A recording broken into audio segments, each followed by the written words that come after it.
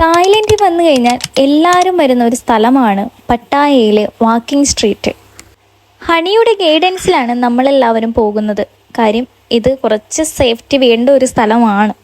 Night life enjoy ചെയ്യാൻ വേണ്ടിയിട്ടാണ് ഇവിടെ ഒട്ടുമിക്ക സഞ്ചാരികളും വന്നു പോകുന്നത്. ഇതിനകത്ത് ഒരുപാട് ബിവറേജസ് ഉണ്ട്. ഇതൊന്നുമല്ല ഇവിടുത്തെ പ്രത്യേകത. ഇത് റെഡ് സ്ട്രീറ്റ് പോലെ ഒരു സ്ഥലമാണ്.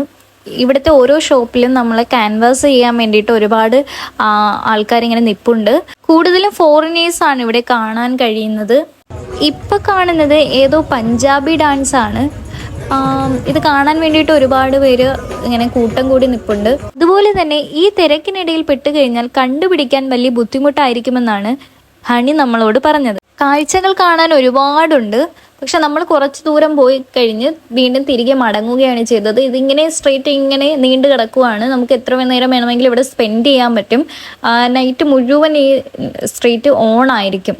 നൈറ്റാണ് ഈ സ്ട്രീറ്റ് ഓൺ ആവുന്നത്. നമ്മളൊരു 8 മണിയോട് കൂടി തിരിച്ച് വണ്ടിയിലേക്ക് കയറി.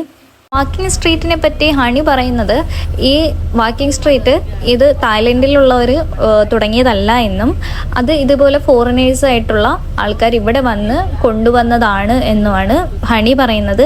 ഹണി ഒരിക്കലും ഇതിനെ സപ്പോർട്ട് ചെയ്യുന്നില്ല എന്നും ഇതൊരിക്കലും നമ്മുടെ കൾച്ചറിന് ചേർന്നതല്ല എന്നും ഹണി പറയുന്നുണ്ട്. നമ്മുടെ ബാച്ചിലെ ന്യൂ കപ്പിൾസിന് ഹണി ഒരുപാട് അഡ്വൈസ് തന്നു. കാരണം ഹണിയുടെ ഒരു ലവ് മാരേജ് ആയിരുന്നു. പക്ഷെ ഇപ്പോൾ ഹണി സിംഗിൾ മദർ ആയിട്ടാണ് ലൈഫ് മുമ്പോട്ട് കൊണ്ടുപോകുന്നത്. മസാജ് ഇല്ലാതെ എന്ത് പട്ടായ? പട്ടായയിലേക്ക് മിക്കുള്ള സഞ്ചാരികളും വരുന്നത് ഇതുപോലെ മസാജ് ചെയ്യാൻ വേണ്ടിയിട്ടും റിലാക്സ് ആകുന്നതിന് വേണ്ടിയിട്ടാണ്. ഞങ്ങളും അങ്ങനെ ഒരു മസാജ് സെന്ററിൽ ചെന്നു. ഫുൾ ബോഡി മസാജ് ആയിരുന്നു പറഞ്ഞിട്ടുണ്ടായിരുന്നത്.